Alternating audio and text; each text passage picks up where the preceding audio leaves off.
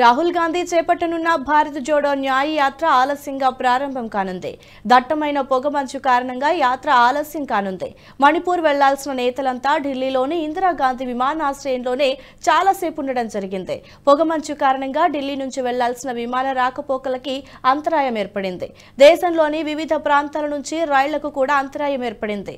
దీంతో నేతలంతా విమానాశ్రయంలోనే వేచి ఉన్నారు.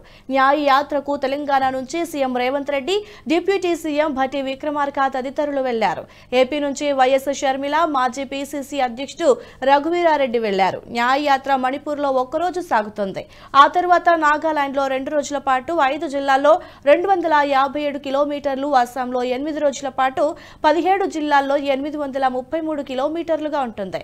అనంతరం అరుణాచల్ ప్రదేశ్, మేఘాలయ రాష్ట్రాల్లో ఒక్కరోజు చొప్పున యాత్ర సాగుతోంది. मिलने तक न्याय का हक मिलने तक न्याय का हक मिलने तक मिलने तक मिलने तक न्याय का हक मिलने तक न्याय का हक मिलने तक न्याय का हक मिलने तक न्याय का हक मिलने तक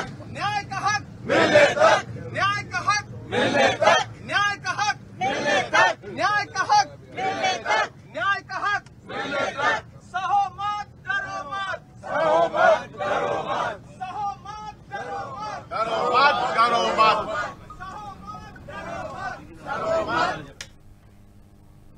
ఈ వీడియో మీకు నచ్చినట్టయితే లైక్ చేయండి, 10 మందికి షేర్ చేయండి. అలాగే కామెంట్ల రూపంలో మీ అభిప్రాయాలను మాతో పంచుకోండి. Nationalist hub group of channels ను సబ్స్క్రైబ్ చేసుకుని తెలుగునాట జాతీయవాద జర్నలిజాన్ని ప్రోత్సహించండి. ఈ వీడియో కింద ఉన్న బెల్ ఐకాన్ పై క్లిక్ చేయడం మర్చిపోవద్దు.